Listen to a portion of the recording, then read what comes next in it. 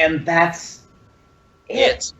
That's it. I mean, there's the Connect voice commands, but I don't know how much people care about that. You can hook up your TV to it, but I don't know how much people care about that, because, like, to be honest, I don't know about you guys, I watch Netflix more than I watch TV these days. Yeah, same here.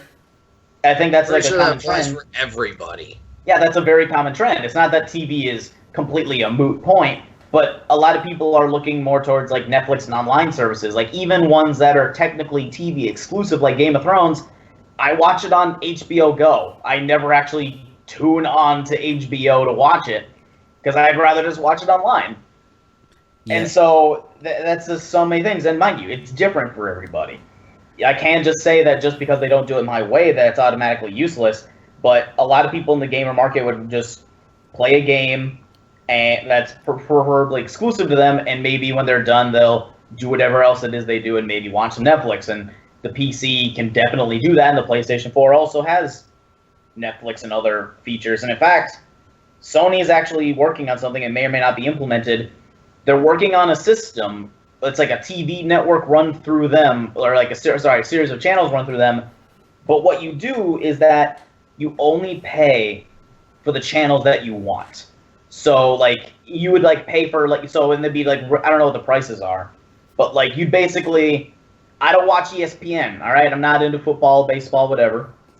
So I wouldn't pay for ESPN. I'd only pay for some of the channels that I would actually want to watch. So I'd get HBO, I'd get, Comedy Central, I'd get, Cartoon Network so I can watch Adult Swim, I'd get Discovery Channel, and that's it, like 4 or 5 channels. So I don't have to flip through fucking, E. I don't have to, go through Animal Planet or, like, the shopping channel. I don't have to deal with that shit. Right. That actually sounds really good service. It sounds really cool. And even then, it's like, I don't know how many people are going to use it. And it's still a matter of fact that it's still something that is equivalent to what Microsoft is doing. And I feel like, and we said this before when we were discussing shit, I feel like Microsoft is going to move towards the idea of becoming a service more than a platform, because there's so nothing right now. Everything's going to PC for them. Yeah. Yeah, I don't know. It's not looking good for them as a gaming like company. So yeah. Although we have E3 coming up. When is E3 this year? I think it's at the end of actually, no. Sorry, I might be getting that wrong. Give me a second to pull up the date for that. It's usually like either the first or second week of June, isn't it? Yeah, I think so. So it's coming up pretty June quick. 14th through the 16th this year. There we go. Second week of June. Yeah, so it's a month away. Yeah. Yeah, literally a month from now. All I'm saying is they got to bring their A game. Not just like the temporary, oh boy, we got the Assassin's Creed trailer this year, so I guess that means we're going to sell more. It's like, no, don't just hype up your multiplats. Hype up your exclusives. Yeah. No, don't hype up exclusives. Bring exclusives. That too. I mean, I'm just saying hype up meaning actually, like, get people excited for something that only you can do. Because I remember that's one thing. Like, oh, we showed off this trailer for Metal Gear Solid 5. And it's like, congratulations. I can get that on PC and PS4. So why would I want to buy it on your platform? Yeah. When that would be infinitely more expensive. From that series is on PS4. Yeah. And then then the following year, they started off with the trailer for Doom. So, it's... Yeah. Which is also kind of redundant because they already showed off some of that at the Bethesda panel the day before. Yeah, and also the Doom game kind of runs way better on PS4. So yeah, it runs better on PS4 and it definitely runs better on PC. Yeah. And I mean that it's just that. What can you do? It's how it is. It's just objective. It's like, I love my PS4, but we have to be objective. PCs run it better. Outside of individual like glitches or rendering issues that people have just because of the different processors and graphics cards, objectively, if you put money into it, a PC will run better. Yeah, that's that. It's like there's nothing else to it. I mean, there's a lot of benefits to consoles, but what can you do? All right, for now, until the Neo comes out, but the PlayStation 4, it can't run 4K. It can't support like 3 monitors. It can't. I can't do my taxes and play Goat Simulator and also watch, YouTube videos all at the same time on a PlayStation 4. You know, there's benefits. There's all this stuff. It's just, I'm getting way off topic. Just bring exclusives to the Xbox One, and don't just buy them off like you did with Tomb Raider. All right, like earn it. You know, because they have that one. I forget what it's called. The one from like the guy who directed like Metroid or whatever. Like, I don't know, Recore or whatever that one is. Like. Oh, wasn't that Inafune's idea? Yeah, Inafune, that guy. That one looks good. Keep it an exclusive and show it off this year. Because I might play that. I don't know if I'm gonna get an Xbox One specifically for that, but that and Sunset Overdrive, as long as they both don't come to PC, that's like more things. So if you get me 5 or 6 games or more that make me actually want to buy, I'm like, and then then I might save up a few paychecks to get it. But for the time being, it's like, oh boy, another VCR look-alike. This is gonna be excellent. You know? Isn't Cuphead also Xbox One exclusive right now? Yes. Oh, that's another one. It looks so good. Yeah, it does. Oh, I want to play Cuphead, guys. Yeah, I do too. I don't want to pay $250 for an Xbox One. Yeah. Nobody does. I did that once already. I regretted it. I forgot you did that. The things I did to play Killer Instinct. Yeah. And you played it. Which is on PC now. I know. That was a great investment, wasn't it? Oh yeah, completely paid off. Hey, at least I sold it and I got my money back, basically. So, yeah, adventures and stuff like that. But Perry, what do you think of Fable 4? I wish we would have had a Fable 4. That would have been fine. Yep. But like you guys said, I wish we would have had a. I just really wish we would have had something a little bit more impressive with with Xbox One, because I like the whole idea of competition is good for the industry. Sure, I will admit I'm also a Sony fan. I fully love what they do, and I know they make a lot of mistakes, and I'm willing to admit I call them out on that. And it's just like Sony, don't do that. That's not cool. Yeah, like a Basement Crawl. Don't ever release another Basement Crawl. Yeah. From the horror stories that you tell me about that, it's just like, no, I think I'll pass. I still get flashbacks. It keeps you up at night. Just Lenny just gets into this conference just like, Basement Crawl. Don't think about Basement Crawl. Nightmares about Basement Crawl later. Ah! But no, Microsoft this E3. I'm sorry, Nintendo. If there's one thing is you have to colossally fuck up so hard if Nintendo can beat you, and they're only showing one game, and that's Zelda. If you lose to Nintendo because of that, you're done. I'm sorry. Simple as that. Oh my god. I mean, think about it. Microsoft has to colossally fuck up if they can't beat Nintendo when they show one game. Sorry, go ahead. I don't know. By this point, I'm expecting Microsoft's presentation to just be like some guy coming out doing finger guns and going like Infinite Warfare. Yeah, that's the thing. They can't even do that anymore because they don't even have Call of Duty anymore. I know. God, they are fucked. I mean, wait a minute. No, they have Battlefield 1, I think. I guess, I'm gonna guess that more people are just gonna buy that on either PSC or PS4. No, I know that they definitely will. I know they're not gonna buy it just for Battlefield 1, but I know that they have get the DLC 28 seconds early with the power of the cloud on Xbox One. Yeah, that's weird. But that's just it. They need to. They can't just say, "Oh, well, we have the best lineup in Xbox exclusive lineup in Xbox history." So you mean that every single title that you have on your system is either not going to matter within 6 months, or is going to be on PC? In which case, why do I need to buy your system anyways? So yeah, good on ya. I mean, hell, I just bought Ori and the Blind Forest, and I actually played that recently with the Definitive Edition coming out. That was exclusive on Xbox One, but yet now it's on PC. I was just like, I'm playing it on PC, and I actually like it. It's actually really cool. So, minus another one that Xbox is like, you could have had something awesome, but you didn't keep it in your pants. But at this point, I'm just like, you can't just bring or tout exclusive. Bring them.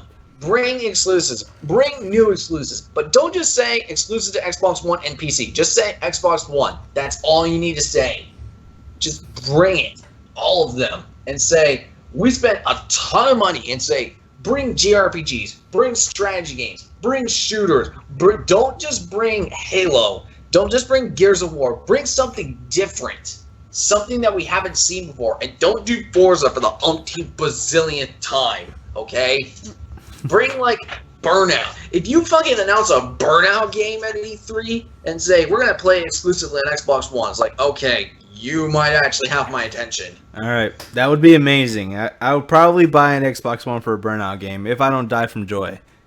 If that was like, if you announce it's like, we announced a new Burnout game, it's going to be like Paradise, and we're going to do Burnout Paradise 2 exclusive to Xbox One. I was like, fuck you, Microsoft. You did exactly what I wanted to do. I hate you now, but I love the fact that you did this. And the fact, like, pull a Bayonetta 2 or something like that and say, we're gonna publish this game. We're gonna fund it ourselves. It's like, what? All right, guys. That's awesome. Guys, but big stretch here. Really big stretch. All right. What if they came out like and made good games and they said, guys, new Banjo-Kazooie game. Here it is. Oh no, dude! You did not just say that. I mean, it's possible. Yeah. I don't. That's why I said big stretch. They'd have to work. I'm sorry. Banjo-Kazooie is like sacred ground for me. That was my first game. They'd have to work hard. Like, you know, after fucking Nuts and Bolts and that bullshit with they'd have to show some gameplay. And that fucking bullshit with Conquer in fucking Project Spark. And that was an abomination. Which is fucking dead, by the way. Yeah, and then like that young Conquer thing and the VR glasses thing, like. No. Yeah, they need to show live gameplay and show it actually resembling the original gameplay, not fucking cars, not fucking game creation things, not some fucking $1,000 glasses, just jumping and getting jiggies, alright? That's it. It's so simple. How do you fuck it up? They did it, man. They did it. And you know what? Here's an idea. Show more of the HoloLens stuff. Show us that that's an actual thing, and not just something like a Minecraft tech demo. Yeah. Show us how you can actually use it with some of your bigger stuff. Like, say, I don't know, Forza. Like, even if I said don't show Forza, show us how you can say use it for one of your bigger things, like Forza. HoloLens Forza. That sounds actually kind of cool. Or you know what? Like, this may be a stretch. This may be a good way for them to do it with, like, Halo Wars 2. Have it so, like, you know, you got your TV screen showing off the regular shit. Then maybe with the HoloLens, have it so that on the wall you'd have, like, alternate maps or alternate things to display information, you know? Like, on the right side, it'd be like, oh, here's the number of troops you have, here's the number of troops they have, and here's the objective meter or some shit. Or better yet, here's an idea. What if instead you had a table in front of you, say if you're playing on your couch, and you had your table right in front of you playing Halo Wars 2, instead of playing the map on your TV, it would play on your table. That'd be amazing. And then you could use... I'm serious, like having an actual bird's eye view of it, it's like, I can see everything. I can see all my armies and shit, and this is cool. And then you could do that to, like, place units or to relocate units, or you could, like, drag your fingers to, like, select a specific amount and then tell them, hey, go to this place, and that would solve all the limitations that an RTS on console would have, because using gestures would be far more intricate and precise than any controller would be able to do. So all the complaints people had about, like, Halo Wars, like, oh, you know, I can't play an RTS with a controller because it's like you don't have all commands, it's not as precise. Fuck you, I can point my finger now. All right, I can do that shit. I can point my finger, and the middle one is pointing straight at you.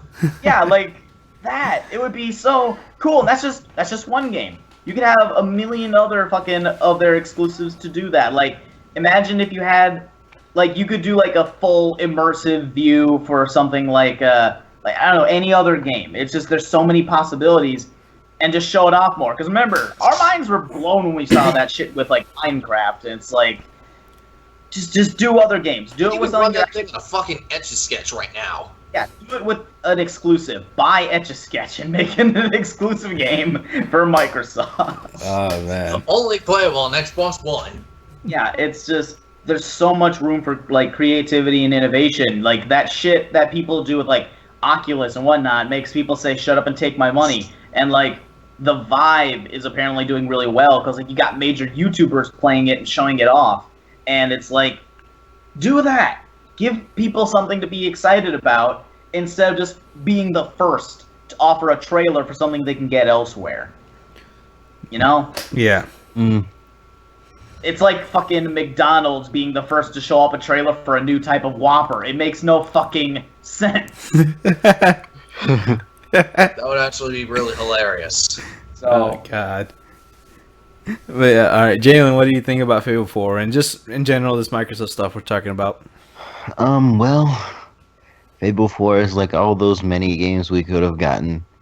That Darth Maul game. Street Fighter 4. Battlefront 3. Street Fighter 4th Slash. Oh man, yeah, the possibilities, right?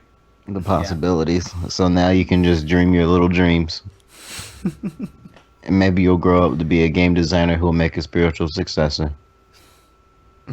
Well, that might not have to wait much longer because there is one in the wings right here. That's part of the reason why I said it.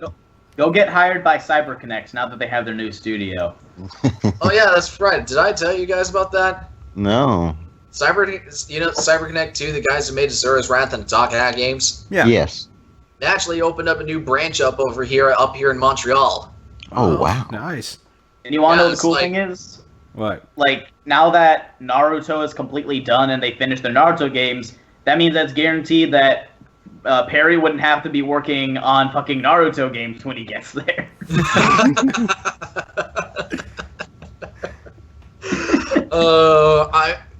I find it. Now that you mention, I didn't even think of that at first, but you're right.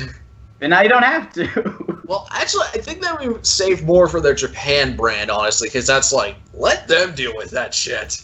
Yeah, good point. So, but I love the fact that in the article they mentioned, mentioning the opening of the studio, they said they were looking for blue-eyed samurai, and I'm just kind of like, is that meant to be a little racist? A little bit. Yeah. I'm just like, do you think we all? What is it with everyone in Japan thinking we all have blonde hair and blue eyes? If you were to be accurate, most of us have brown hair. I know. Oh yeah. Yeah. But it's funny you brought up Naruto because like Naruto is never really over. No. Okay, the main story of Naruto is supposed to be over. I just imagine like by the time Naruto airs his final episode, it's like a desolate world where like technology has died and like man is slowly dying, and they just aired the last episode out of courtesy. And the last thing that shows on the television screen is Naruto's smug ass face. Like, no, they just do a fucking anti-climax. He's just like, Naruto's an old man. He just smiles at the camera and says, "Don't believe it," and dies. Isn't that what Tom said on his cartoon, like way back? I don't know. Wasn't there like a segment on his cartoon where he's like, "Don't believe it"? Yeah, he's like, "Don't you believe it?" Yeah, just do that shit. I'd actually watch that. God damn, man. Alright.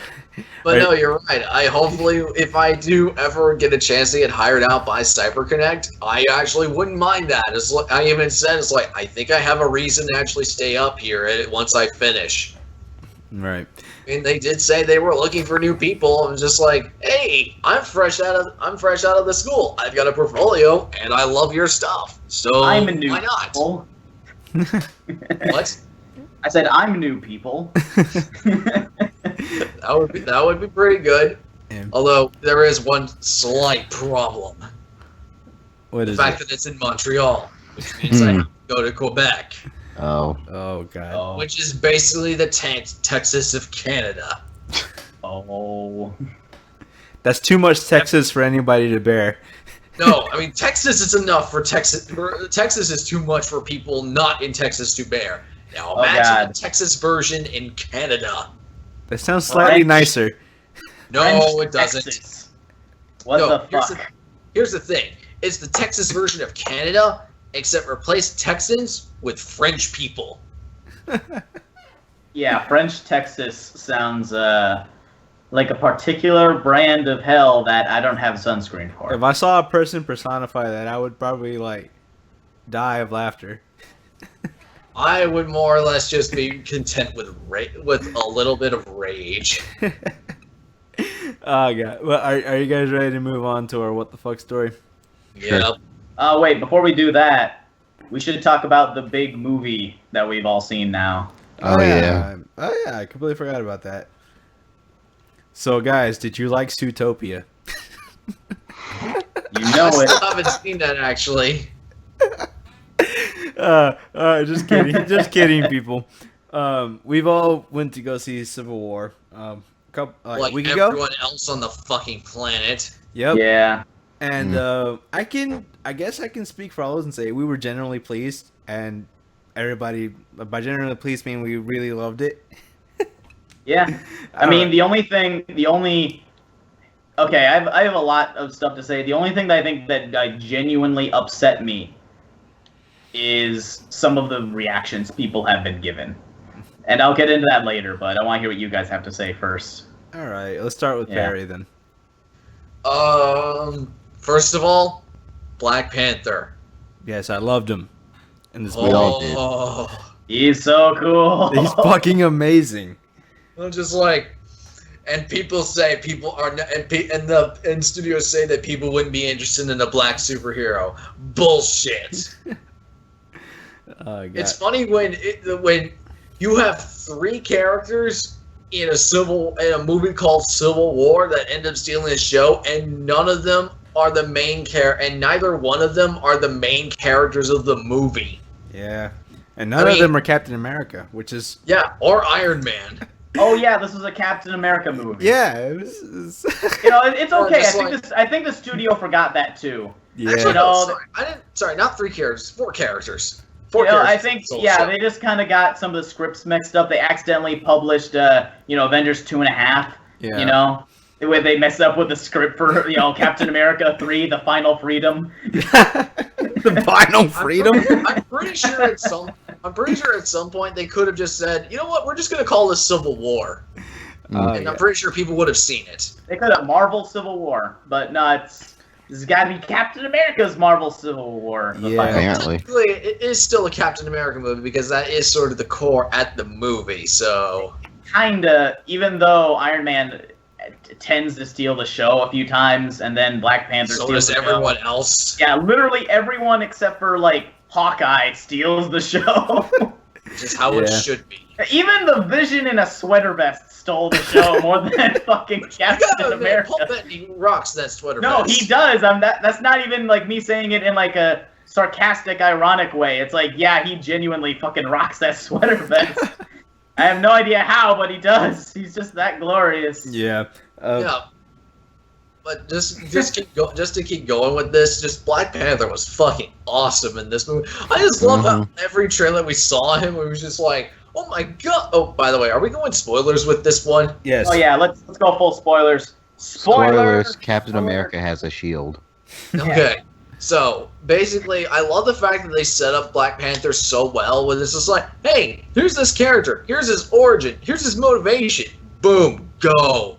Yep. And I love the fact that he's so unlike every other Avenger we've had so far, and that he's probably the most straight-faced out of everybody. Yeah. I mean, considering the fact that literally one of my favorite moments in the entire movie was when they got to the airport scene and he was fighting off Hawkeye. And it's just like, I don't think we've been introduced before. My name is Clint. I don't care. And I'm just like, yep, I like this guy. Yeah. And I love and just not only that, but I'm gonna say I'm going to say one particular character that stole a lot of the show until we all get a chance to discuss him. But another one that I was surprised got a lot more awesome in this one was Scarlet Witch. Yeah. I'm just like, wow, you actually have some character depth and some actual personality. They're I could learning. have said the same thing about your brother. Yeah, he's kind of dead. Yeah, I know. It's just like, couldn't have done that in the first movie, or the only movie that he showed up in. And I even always then, wanted to say there was some kind of deal in saying, like, at Fox, between Fox and Marvel, it's like, okay, we get the cooler Quicksilver, but Yeah, you we get gotta the one kill that's actually- wolves. we get the one that's funny and is a fan of Pink Floyd, which in my book means he's infinitely better. And you get the one that has a foreign accent. Yeah, and you get one of the Olsen twins. But either way, I love the fact that Scarlet Witch was a little bit more... Like, am I the one who thinks that Scarlet Witch in this movie was really overpowered? Well, she's really overpowered in general, isn't she? Yeah, pretty much. She is Mhm. really overpowered, but that's probably why for like most of the like airport scene, like you can't really tell where she is or what she's doing. Yeah. Like she only shows up for like maybe like outside of the scenes where they're not fighting, like all the action scenes, it's only for like maybe 50 seconds tops because they know that technically if they showed her for more than that, then she would just completely like rip everyone's heads off, you know, metaphorically of course, but And this is her Nerf movie form. yeah. Yeah, pretty much. Yeah, pretty much. And then there's fucking Ant-Man, dude. Yeah. Yeah. Ant-Man was pretty cool. I'm Yeah. just like, why didn't you do this shit in the actual Ant-Man movie? Because he didn't know how. Yeah. True. Because they fired the good writers. Also true. That's true. You know, that's actually, I'm not even kidding. There was actually apparently a committee of like quality approval that was present for Age of Ultron and Ant-Man, and like that basically resulted in all the things that people perceived as like negative shit, and they fired them just to make sure that they did this movie right. So, and it shows, because I mean, Ant-Man wasn't bad. I think we all liked it.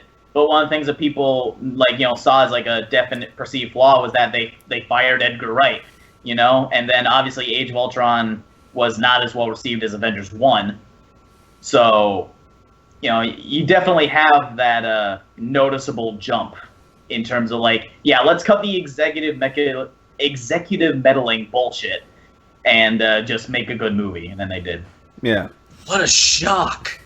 You don't let the studios get involved and let directors do the thing, and what happens? You get a good movie! Yeah. Who'd have thought? Exactly. Yeah. Okay. Favorite character. Let's just ask that question right now. Who was your favorite character in the entire movie? Oh, fuck. For me, Black Panther, hands down. Ooh. I am biased. My favorite superhero since I was a kid has been Spider-Man, and I loved fucking Spider-Man in this movie, so I'm gonna go Spider-Man. I don't blame you. I don't blame It's you. a He was tie amazing. between Black Panther and Spider-Man, you guys. I can't choose. I'm just gonna. Damn it! I don't know. I mean, I liked almost everyone in this movie, and that's saying something. I mean, Right. I will admit, one of my biggest problems with Age of Ultron was the fact they gave too much time for Hawkeye. I'm just like, I don't give a shit about what he's doing with his family right now. I just don't care. I didn't come to this movie to see Hawkeye's family hour. Yep. Then they remedied that it's by like barely each- having Hawkeye. Yeah, it was like, Yeah. but when he does show up, it's just like, oh yeah, Hawkeye's in this. And yet he's actually kind of cool this time around. He's just like, I leave for 5 seconds, you already going to shit? And it's like, that's actually kind of cool. And he's really badass. Like, of all the times he shows up, he was able to fucking, I mean, it was only temporary, but he was able to handle the Vision of all people, and that guy's OP as fuck, man. And then Scarlet Witch just threw him like 30 sets of floors. Yeah, it's like, I mean, obviously, it's a little bit different because he's just using his special arrows to take care of him, and it's only a little bit temporary, but, like, still, they made him a lot more badass, and they made him talk a lot less, and, bam, much better character. Sometimes that's all you need, really. Yeah. Yeah. Because honestly, there's not much to Hawkeye to begin with. The character, like, he's a guy that shoots arrows. He's Arrow Man. Yeah. Yep, that's it. So we didn't really need to dive into his backstory as much as we did in like Age of Ultron and like just his family situation. I honestly think they did that for the bait and switch with Quicksilver later because they made it seem like they were going to kill off Hawkeye, and then they were like, "Oh no, we killed Quicksilver instead." But yeah, I generally liked Hawkeye a lot more in this movie. Yeah, definitely. I could not agree more. Yeah, it's not like I don't even like actively hate Hawkeye, but it's like, you know, when you have as people who are as charismatic as Tony Stark or as interesting as the Hulk, it's like you gotta have priorities, you know? Yeah, that's true. Yeah. Which also brings up that point. What did you think of the way they like kind of like let us know where Hulk and Thor were? Because to me, it kind of came off as like, oh, we don't know where they are. That's literally what it is. It's like you lost track of these guys, and they're like, yep. Like, they don't even mention anything else outside of it. It's just like, well, yeah, we sure are advertising Thor Ragnarok. LOL, okay. Watch those The bright movies. side, at least they're not showing in another scene like they did with Age of Ultron. Yeah. Yeah. I don't know. I think launching the Hulk into space would have been fucking amazing. Oh, if they did a World War Hulk thing, I would have been all over that. World War Hulk, Planet Hulk, whatever the fuck. It's been cool. Yeah, but it's a small complaint, honestly. But it did feel like they were just kind of like written out for the sake of being written out, and not even like oh we know where they are, but they're doing this. It's just we don't know where they are. They could have even just said that's classified. Yeah, and we would have been fine with that. And it's But like, that'd been no harder offense. to. Like, considering they monitor them so heavily, I'm wondering, how the fuck did you let Bruce Banner, like, a guy who is, like, he's only ever been defeated once, and that's just because he got fucking sucker punched by the Hulkbuster and got knocked out. And even then, he wasn't actually killed. He was just knocked out. Mm-hmm. And they Not just to mention, this is a guy who's so strong he can punch Thor in the face. yeah, like, this guy, you know, one of the most powerful people ever, and has caused untold swaths of destruction, and there's like, you know, whatever. I guess he's just gone for now. You know, well, it's around here somewhere. Like, they're treating him like he's a pair of fucking keys. yeah. It's just. Sorry, guys, I can't find my Hulk. Give me a second. They're treating both of the most powerful Avengers like that. And it's like, I'm not saying that it's automatically something that they should include them in, because obviously it would be a very like difficult or unbalanced or unfair fight if you had the most OP characters there. And granted, I still think Vision is OP, but whatever. Yeah, It's he's OP. Yeah, but the more of the Vision and point. Scarlet Witch are OP. Yeah, I mean, it's like, if they don't know, they don't know, but it's more a matter of like, how and why don't they know? Yeah. If they are supposedly so smart and have technology and like systems and shit everywhere. Yeah, it would have been better than where's Hulk and Thor, and Tony just going like, whoops. Yeah, and it's like, oopsie daisies, a plot hole. It's. Oh man. And That would have been pretty cool, though, if we actually saw Thor and Hulk actually in that Civil War airport fight. I mean, I'm just imagining, like, considering how creatively everyone was integrated within that fight, I'm just like, what the hell could they have done? yeah, They would have needed a bigger airport. Yeah, and I think people would have had a problem with them actually being in the movie because they run into two problems. Because technically by that time, Thor was dead and Hulk was in space. So their inclusion would have been a little weird to people who actually read the comics. But it would have been awesome. Like, don't get me wrong. Yeah, that's true. It would have been great. The hardest part of those two characters fighting is how do you stop them? Yeah, that's the Yeah. So Yeah. Plus, they really don't. Plus, Thor wouldn't really have a reason to actually go along with this Sokovia Accords. Exactly. Yeah, because you'd be just like, I'm immortal, I can fly, and I don't even live here, so fuck you. yeah, whatever. Yeah, not to mention, I'm a fucking god. Yeah. Yeah. Earth people can't do much to him. Yeah, And it's like the only reason he's complying is just because he's just a nice dude. Yeah. Yeah. Now, if No. you'll excuse me, I'm going to go off and bang Natalie Portman. Yeah. Okay. One last complaint before we get to the awesome fucking airport fight. My last complaint is the movie, like the central plot of the movie, like the central plot of Civil War is like, oh, you know, there's this bill that we have to sign in order to keep us in check. That was literally like 10 minutes of the movie. And the rest of the movie was, oh, Bucky did this to me. Yeah. I was kind of iffed about that, but by the end of it, I just kind of like dropped it. I was like, whatever. It's a different universe. I'll just go with it. I guess they had to rope Bucky in somehow. Tie up that loose end. Yeah, they got to make it seem like a Captain America movie at some point. Yeah. Mhm. Adventures of Cap and Bucky. Yeah. But I don't know. I guess it kind of irked me that the main cause of Civil War was just like, oh yeah, here's the paper. Half of us signed it. Half of us didn't. We're fighting now. Bucky did this. Yeah, it's like they even mentioned like, oh, if you don't want to sign it, then just retire. To Yeah. be And fair, like, yeah, they would have disagreed because it's like, oh, what if I don't want to retire? And they're like, okay, like just then you can't. Like that's it. And they're not attacking them because it's like, oh, you need to sign it, or oh, they escaped from jail. It's like, no, they're not signing it. And then also the Bucky thing.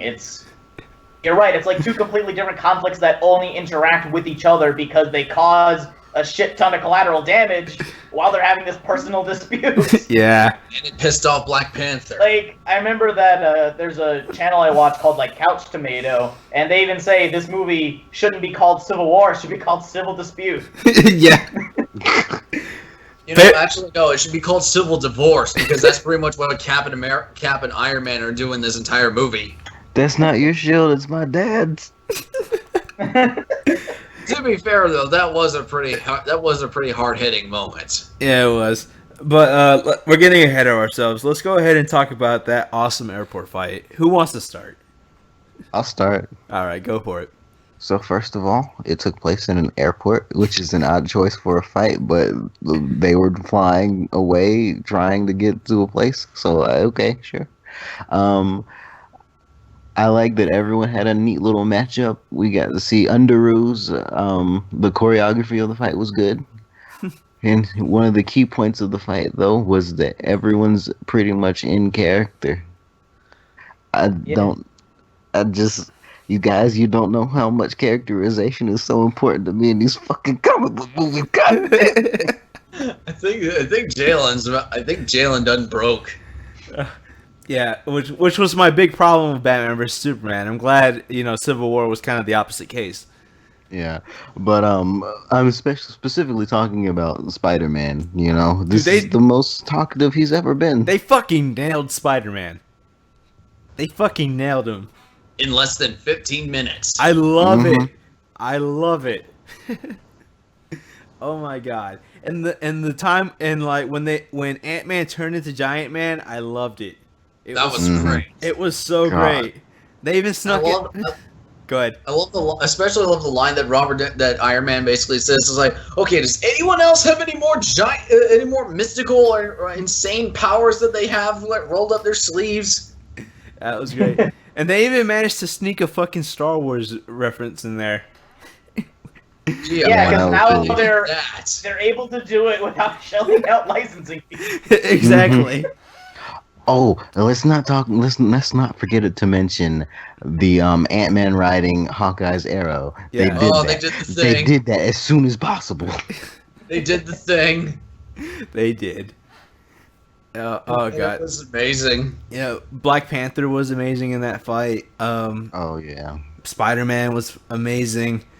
Everybody. Let's just take this moment to just gush over Spider-Man. Like, I love. You're right. He's written perfectly. His visuals are great. I love the fucking like graphical detail and like the plot stuff on his eyes. Because like in his fucking room, he mentions like, oh, I gotta wear these goggles because my super spidey senses are so fucking acute that I can't see straight. So I gotta wear these goggles so I can focus. And that explains why his eyes have like the contracting irises shit. So it's like they move around when he wants to focus, and you can look. They have like the aperture slits so that like it's like contracting and detracting like metal plates when you look really, really closely, because it's not just like one big black blob. It's like a bunch of sliding metal things. That's Yeah, really that was fucking cool. Someone's been watching Deadpool.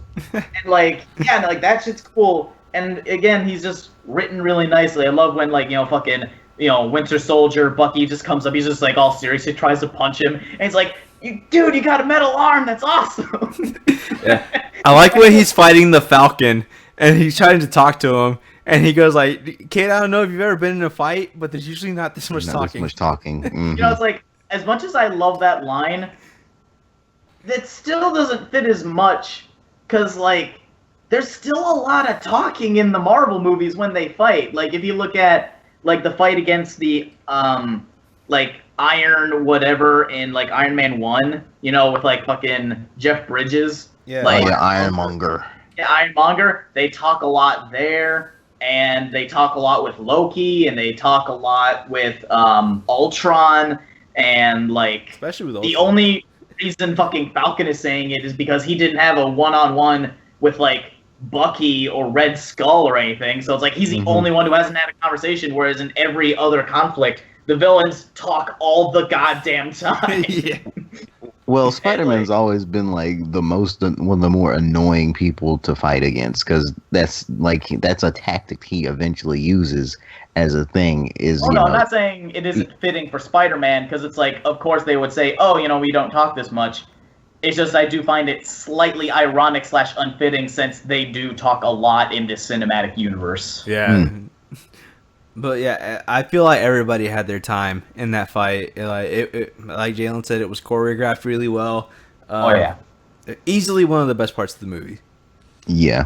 Probably the best part of the movie. Yeah. Like, the only thing I think that can even compare to it, like, it definitely is the best, but the only thing that comes close is either the finale, or like the initial chase scene in like the tunnel with that's like the getaway scene, and it's also like the introduction to Black Panther, because I'll talk about that later, but anyway, you're right. Airport scene is like the iconic thing now, I think, for like the entire movie. Yeah, actually, let's go ahead and talk about that chase scene, because we actually did get ahead of ourselves with the airport fight. Oh yeah. But go ahead and break it down, Lenny. Like, okay, so we see Bucky is there, and they're hiding out. It's like, all right, they're coming for me, and I don't know, man. I don't want to run because I look guilty, but they're gonna kill me, so I kind of gotta run, which is bad because I'm playing into their hands, but he does anyway. And then fucking Black Panther comes out of nowhere, and they're like, "Oh, guy in a cat suit. Okay, haven't met you yet." And I love that line afterward. It's like, Do you want to talk to this guy? He's like, there's nothing to talk about. Guy shows up in a cat suit and you're not curious. And I love, all that aside, fucking, helicopter, like earlier, helicopter comes down, fucking shoots a Gatling gun at Black Panther, doesn't even fucking flinch. Like, I was like, oh my god, he's made of adamantium. That vibranium, bro. Yes, vibranium, sorry. But boy, he can take bullets without even fucking flinching. That's amazing. He looks more like annoyed when he sees us. Like, really? Yeah, he's like, dude, right now. I'm He's trying like, to beat the shit out of this white guy. He's like, this is not as honorable as the fist fight I was looking for. And like, excuse me, while I'm trying to eviscerate use my claws to eviscerate this man, will ya? Yeah, and you got that, and the fucking stuff in the tunnel is really cool, and I'm just kind of random shit. I don't even have a coherent point, but it's like, I love that thing where Bucky fucking rips a guy off a motorcycle, flings it around in like a 180, and then just gets on it and rides off in like one motion. And I'm like, oh my god! You know what would have made that moment even funnier? Is when they were doing that whole chase scene on foot through the highway, as if Tom Cruise from Mission Impossible was just bolting right past Black Panther. Just to see him running the shit out of it. It just reminds me of a meme that I saw, or a GIF that I saw earlier, of, what was it, Saitama and Genos running up a hill, and it was showing a whole bunch of different characters just running past them, and one of them was Ed from Ed, Edd n Eddy. Oh. And I was just like, show me that. That shit's awesome. I'll show you the GIF later on once we're done here, but I was just like, it would have been just hilarious if Tom Cruise just bolted right past Black Panther. It's like, what the fuck is he doing here? This is like, I need to go and get to Dubai. Why are you going on foot? Because I can. Yeah.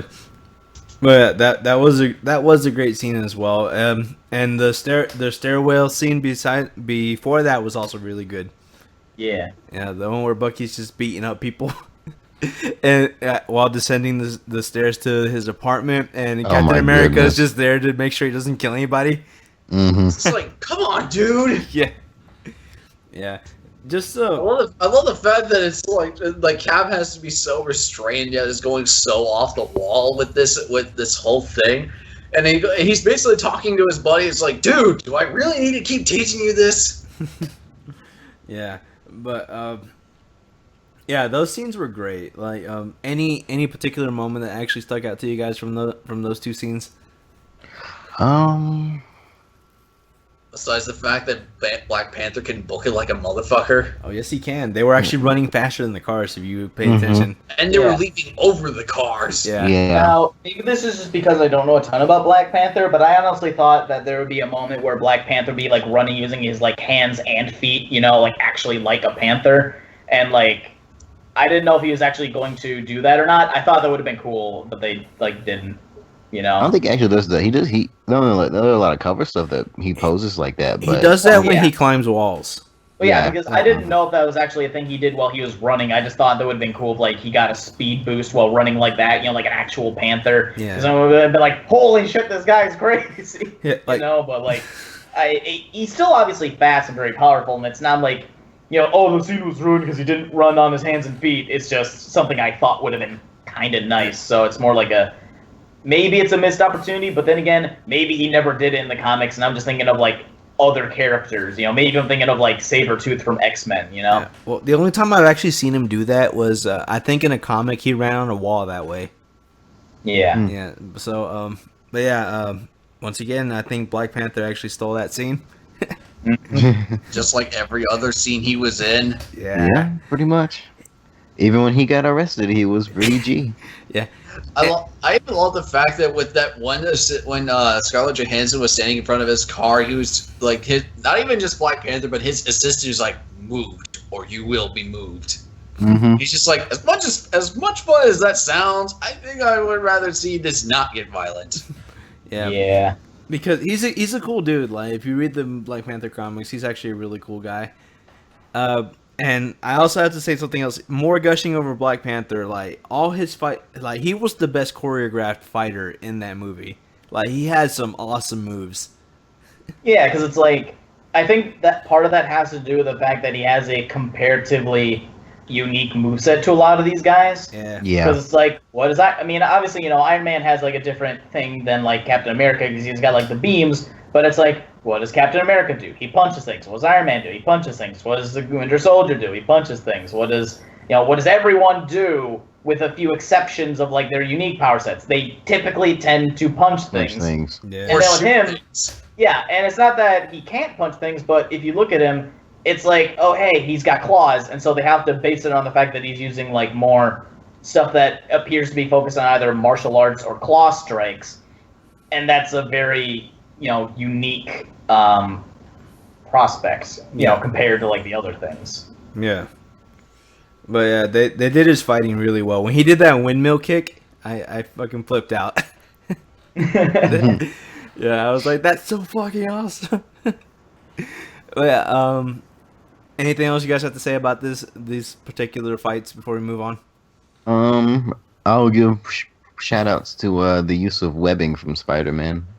Yeah, they did the webbing actually really well. They made it, it's not exactly these scenes, but Spider-Man's webbing, they actually made it like where he made the webbing instead of it coming from his hands like the other Spider-Man movies did. Which is cool. Well, except for the Amazing Spider-Man movies. Yeah, the Amazing Spider-Man movies actually got that right.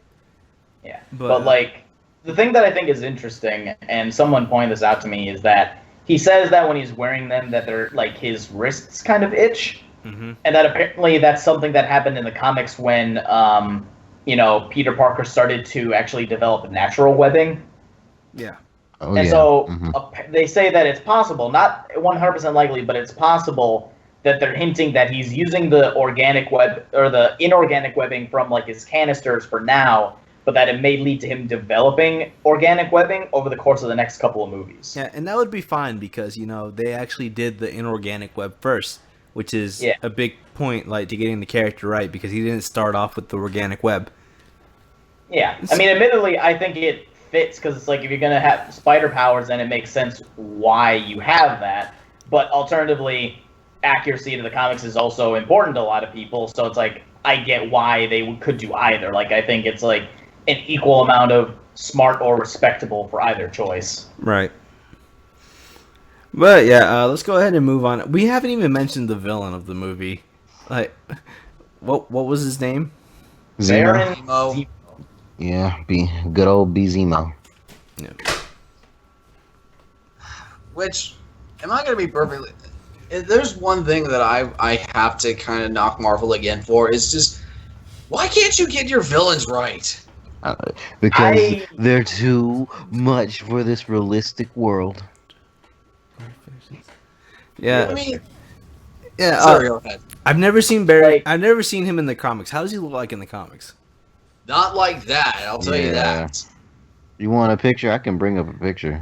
Show it to me later. Just kind of briefly describe like his outfit. Okay. So he wears a lot of purple. Okay. Well, first of all, is he a costumed villain? Yes. Okay. Yes. All right. Well, I can kind of get a picture of him. I'll just look at the picture later. But point is, he wasn't like 100% represented correctly. Just like the Mandarin. Yeah, but I guess we can expect that with this movie universe. They do take creative liberties with the appearance of characters, especially villains. Well, it's not even just that they take creative liberties; they just don't make the villains interesting. Well, like, I might have to disagree with you on this one, Perry. I honestly think that Baron Zemo is one of the more interesting in the Marvel Cinematic Universe, honestly. yeah, it is. To be Considering that he's just a fair. normal guy playing mind games. Yeah. Like, I find it to be more interesting than, like, the brute force of all the other ones, because, like, he has a very unique and, like, decently motivated approach, because it's not like, oh, I'm doing this because evil or money or whatever. It's like, he was... It's what we mentioned before about the idea of it being a personal villain, because he was personally affected by the events of the Avengers in the previous movies. So it seems like a perfectly legitimate and logical, I guess, reason for why he'd want to hunt these guys down. It's not like the other ones where it's like, oh, well, I think that you're dangerous, or I think that I want to win and you'd get in my way eventually. It's like, no, I'm coming after explicitly you. Yeah, and he actually had a plan, like, to take them out. He knew from the get go. Very convoluted one, though. He knew from the get go, though, like, I can't fight these guys. They're fucking superheroes. I'm a normal guy, so I'll make them fight each other. Yeah. You know, so, Which I will give him credit for. At least that was smart. And the other thing is, like, the sort of bait and switch thing, and, you know, we gave a spoiler warning, so, you know, whatever. When they come in, they're like, oh, no, he's going to use the mind control to summon the other Winter Soldiers. And then he's like, dude, I already have enough problems with you around. I don't need 5 of you. Yeah. And it's like that, and that's like showing his real things. It's like, wow, so you're not just doing this for like brute force taking over the world. You're doing this for like emotional, mental, or personal reasons, and that speaks so much more volumes than just getting in like a suit of armor, you know, like fucking Ironmonger or whatever it was from the other ones, and just like smashing shit up. Or like in Guardians of the Galaxy, where it's like, I'm just gonna blow up the planet because I guess I just want that now. It's that. It's like, and that's the thing. It's a weird instance of like, and even then they kind of mention this and like toward the end, he kind of wins. yeah, he does. Like, yeah, because it's like, I wanted to fuck with you guys and make you hate each other, and lo and behold, you hate each other. So, ta-da, victory. and it's that, and the fact that he still can smile and feel victorious even after he has been, like, arrested, you know? Yeah. I don't know. I mean, like I said, I'm not saying you have to be interested in him or they have to consider him good, Perry. I'm just saying if I'm looking at him in an objective light compared to the other ones in the Marvel Universe, I find his overall stuff to be a lot better. than some of the other ones. Okay, maybe I should have been clearer when I said not interesting.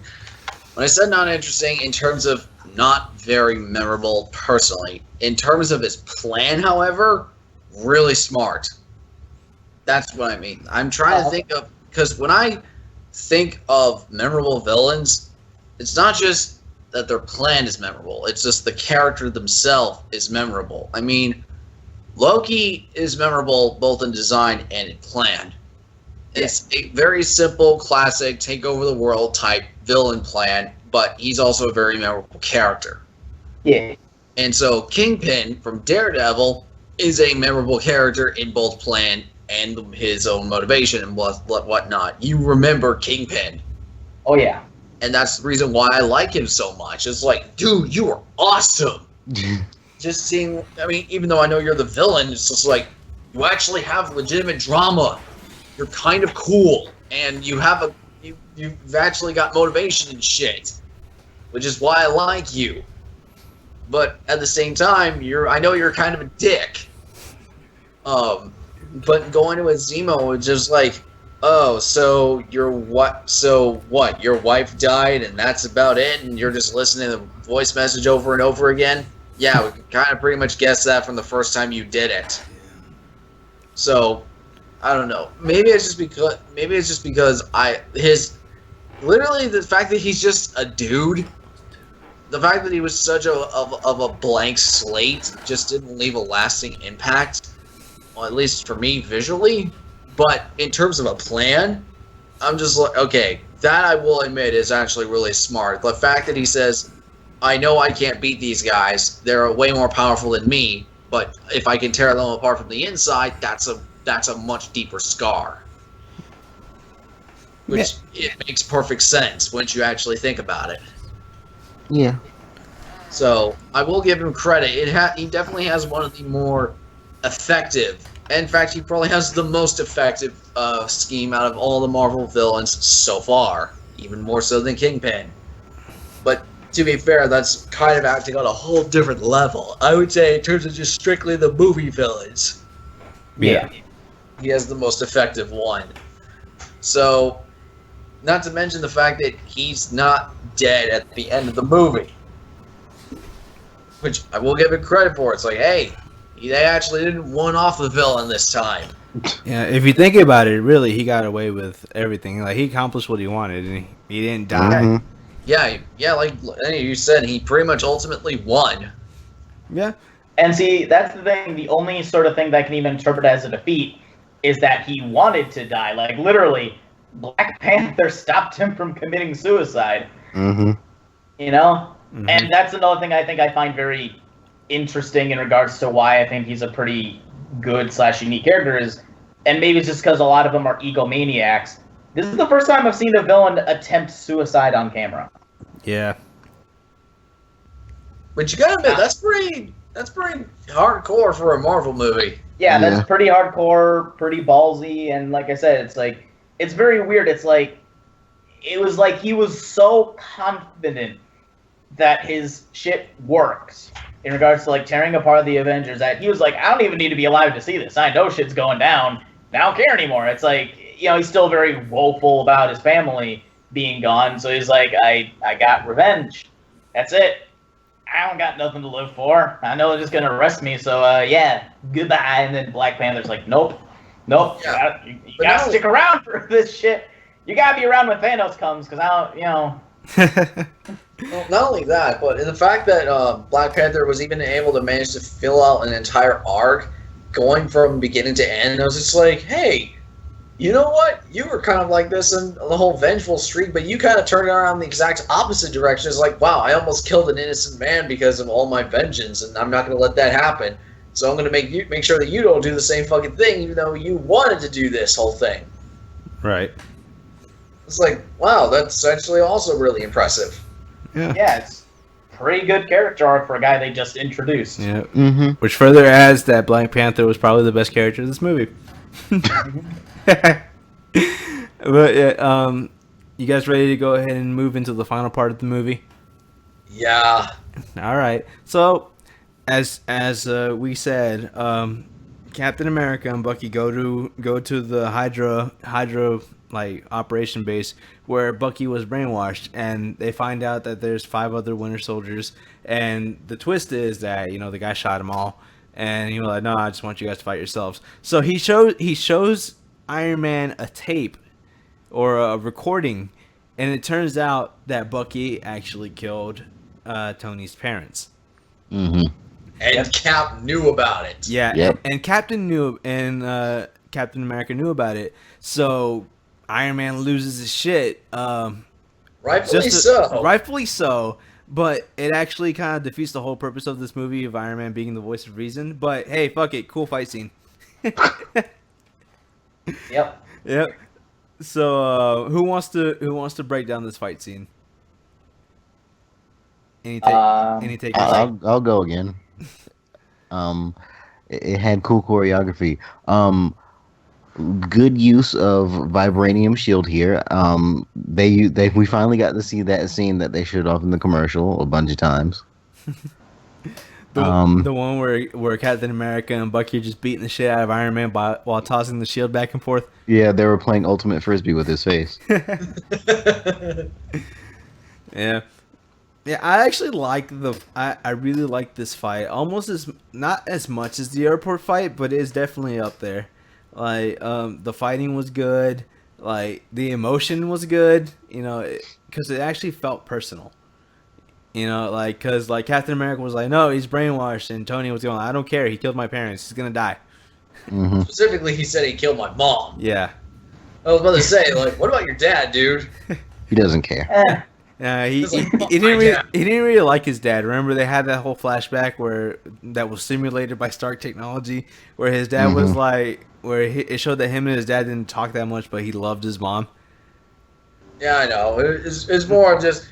I love the fact that he just even death, like even when he just saw his parents die and knows the guy who did it, he's just like, I don't care. He killed my mom. It's like, dude, what the fuck?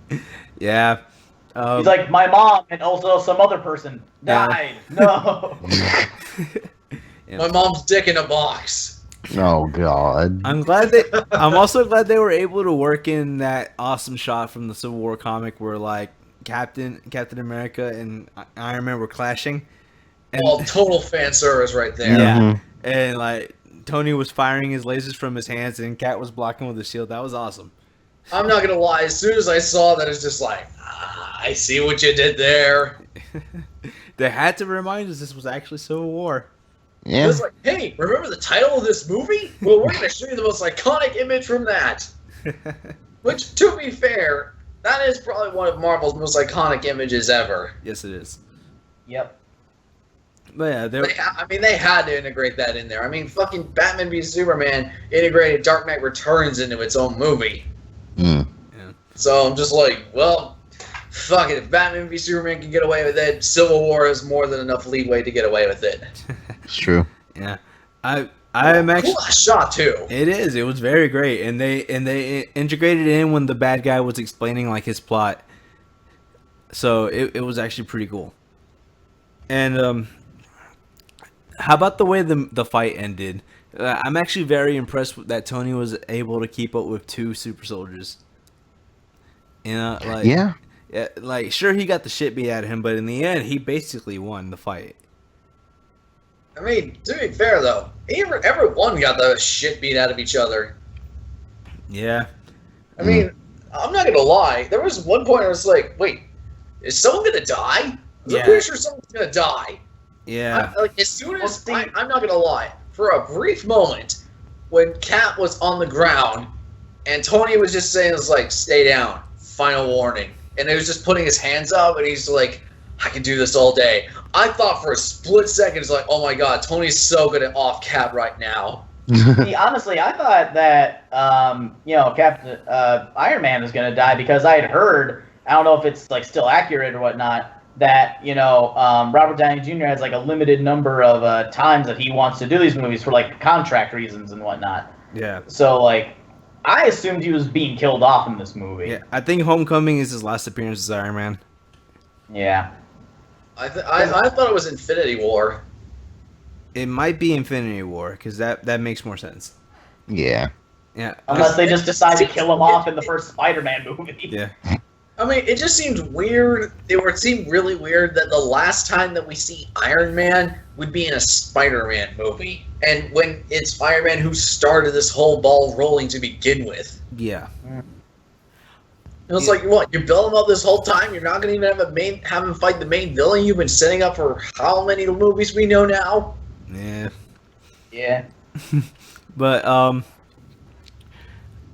I actually think Captain America dying would have been a good move because it would have added drama, and I think Captain America died in the comics around this time anyway.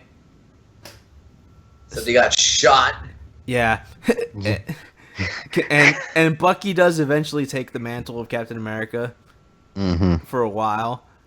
Yeah, so does Sam Wilson. Yeah, Falcon does too. Even the Punisher has been Captain America. Think about that. That's weird. Yeah. Yeah. Yeah, but it would have been like faithful to the comics, but then again, it would have also been bad for business because they need Captain America for Infinity War. Yep. So that is some unfortunate thing when your plot of your movies is being determined by your profitability and other movies that you're making. Yeah. Because that implies, we're not doing the story in a way that either makes sense or would be cool. We're doing it based on how much money we can get. Yeah. So because it's like, there's not an explicit reason, at least in regards to like this particular movie so far, why Thor and Hulk aren't there. I mean, obviously they're going to talk about it and show it off a bit when Ragnarok comes around. But for the time being, it's just not explained. But us as moviegoers know, they're saving them for Thor Ragnarok. Yeah. And so the fact that I'm being taken out of the movie to remember that them not being around isn't a plot decision, but a corporate or money-based decision, is a little bit of a immersion breaker, for me at least. Yeah. And I think the case of Captain America living is another, like, think of the possibilities kind of moment. Because imagine, like, them all carrying the weight of Cap's death into Infinity War. Like, just imagine that. Mm-hmm. Or Iron Man being basically crucified for the fact that he killed Cap. Yeah, just that too. Imagine the drama. And then the other thing is, since Iron Man is on the side of the Sokovia Accords, that means he technically has the UN backing him. Yeah. So he's not going to get arrested. And he's not going to face justice because, like, you were killing an international criminal. That's okay with us. Yeah. So all the other heroes would basically be, like, resenting him. Like, so you just kill our best friend and you get to walk free. You know? It's like, you're right. That'd create a lot of really interesting character dilemmas. Yeah, but, everything's nice and dandy. Nobody died. Bucky gets frozen again. Good movie, guys. Go watch Black Panther. Yeah, I mean, look, you know what? That's right. Nobody died. Okay, so like, fucking, War Machine got paralyzed, but honestly, like, he's got fucking Iron Man suit. It'll be fixed. I don't think it genuinely will affect the plot at all because he'll get cyber legs. Yeah. Like, so literally all it was is like a divorce because they just move into Black Panther's place. Yeah, pretty much. They split up. They split up. He has to go live with mom. That's all that happened. They just moved into fucking Black Panther's place. Captain America moved in with his mother. Like, that's just it. It's like, Panther. Yeah, me and Tony are kind of having an argument. Can I sleep on your couch? Yep, pretty much. The more we talk about this, it almost sounds like the less awesome this movie is. Like, that's the thing. The movie sets us up with, like, really, like, well-made visuals and good action and good comedy. But if we're actually getting down to the actual plot, it's like, what happened? Yeah. They played it as safe as possible. Yeah, they really did. Like, since it seems like we're kind of going towards general comments or like the tail end of this, I'm going to mention this. One thing that's kind of at least irking me a little is a lot of the things that people criticized about Batman v Superman and why they give it a lower score are also present in this movie. Oh yeah, I'm well aware of that. Yeah, and yet people love this movie infinitely more. And the reason why I can safely say that I like this movie more than not more. What I'm saying is I can like this movie and say that all these things are good But the reason why I say I'm okay and a lot of people aren't is because they're being hypocritical, whereas I liked Batman v Superman. I like it probably about as equal as I do to this movie. And that's the thing. It's like, the motivations for the fighting, some people say Batman v Superman, like, oh, it doesn't make a ton of sense. Well, in this one, it doesn't either, because it's just like, oh, well, I don't trust this one guy, so I'm going to blow up an entire airport to prove my point, you know? Yeah. And, like, remember the guy who actually brought forth this idea of, like, oh, you guys need to be controlled? Yeah. Yeah, Thunderbolt Ross. Thunderbolt Ross, the guy who unleashed abomination onto New York City streets, not evacuated streets, public streets, completely unevacuated, and he unleashed the abomination just to take care of the Hulk. Who, if I recall, he has been seen in the Incredible Hulk Edward Norton version. Yeah, yep. And it's like, it's a good thing they weren't both on camera, because then you'd be like, you look different. No, I'm fine. I'm definitely not a completely different actor that was hired due to contractual conflicts. Nope. But no, it's like, it's that. It's like, of all people talking about, oh, well, you guys need to be put in check because, you know, you guys might be dangerous. It's like, you fucking unleashed the abomination on Bruce Banner, who at that point wasn't even hulking out. He hulks out because you let Abomination out in New York. Yeah. Not to mention, the only reason you don't like Hulk is just because he's banging your daughter. So, meaning, man, Ross gets away with a lot of stuff, man. Yeah, it's like, so he's doing everything that he's criticizing them for. It's like he's letting his own personal judgment decide his things. Like, oh, well, you're banging my daughter, so I'm gonna let this guy made out of like fucking bone marrow come and blow shit up when you're not even doing anything, and for personal reasons, and then receive no negative repercussions. But you guys who've been doing nothing but stopping the people who've been doing bad shit already in progress, you guys need to be controlled by the UN. Just saying.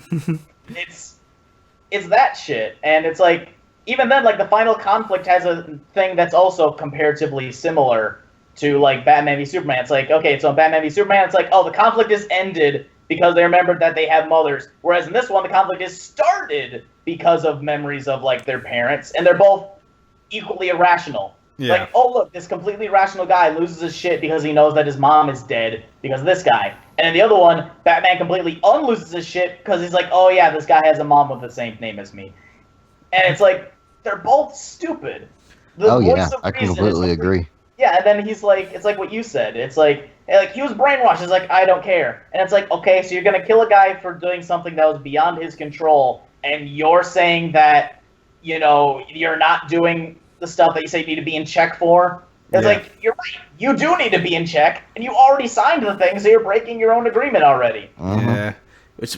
Which brings me back to the point, like, if they would have stuck closer to the actual plot of Civil War, we wouldn't have all these little potholes that take away, like, these plot holes that take away from the experience.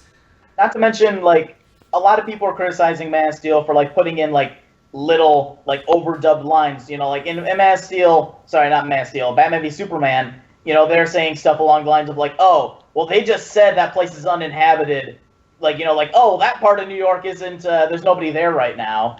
And they're saying, oh, they're fixing that because of criticisms about them doing so much fucking, like, you know, murdering of innocents in Man of Steel that they're just trying to avoid it. And in this one, they do the same sort of fucking thing. We're like, oh, well, he called the airport an hour ago, now nobody's there. And it's like, what? You emptied an entire fucking airport in 1 hour just to do this shit. And not to mention, the, like, Avengers... That's some Alone in the Dark level evacuation shit. Yeah, and it's like, what the... Like, what? Why did they listen to Iron Man? Why did they allow him to do this much, like, property damage?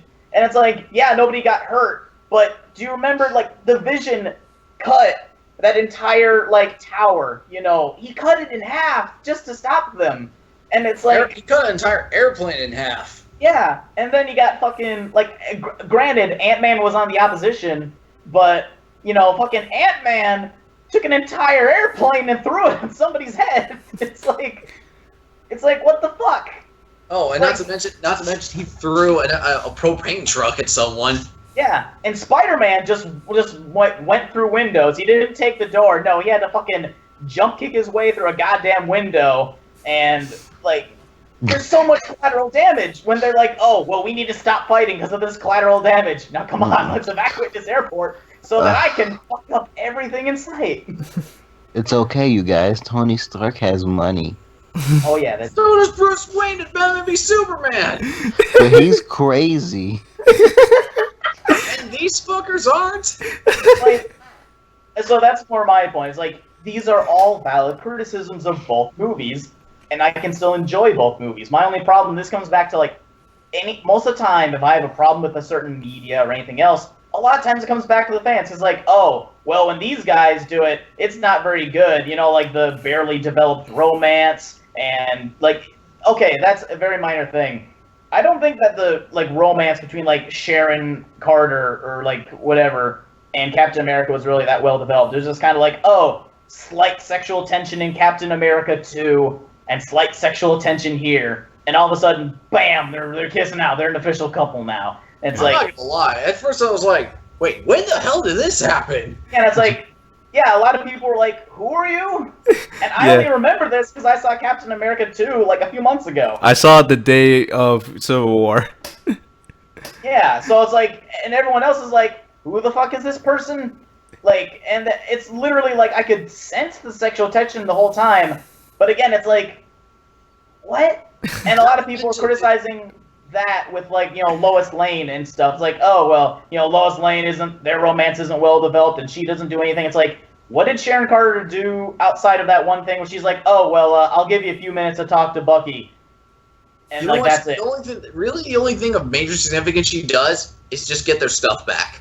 Like, and yeah, that's so at that point she's literally just a fucking pack mule. Yeah, pretty Like, much.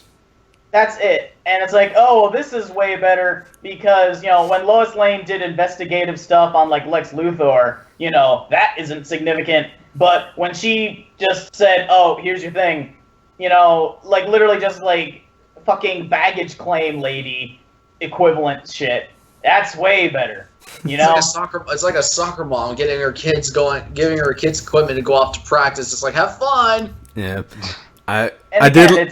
I did love that scene where like they finally kiss and like Falcon and Bucky are just like You know what? That sums up the entirety of the thing perfectly. Anything that Marvel does is okay because it's funny. Having a poorly developed romance is okay because you have fucking like Bucky and Falcon just nodding their heads, going like, "Yeah, boy." No, it was still stupid, but yeah. Well, no, yeah, but that's the thing. Like, I haven't heard anyone criticize it. It's just like there's like, you did it. You get him, bro. And it's like, that's it. Like, just because they nodded their heads and smiled, and I was in the theater, everyone laughed at it. I laughed at it. It's a funny scene. I laughed at it too. Yeah, it's not a bad thing to laugh at it. It's great. But if you look at it, it's like, that's still a funny thing, but it's still a very poorly developed, like, very borderline, like, surface level romance. Yeah, it is. To be fair, we probably won't see her again. Yeah. Yeah. Yeah, because, hey, Captain America has to end up with somebody. It ain't gonna be Bucky. You know. Which, can I just bring up something a little bit real quick? Uh-huh. Considering the fact that, am I the one who could see someone finding this potentially creepy?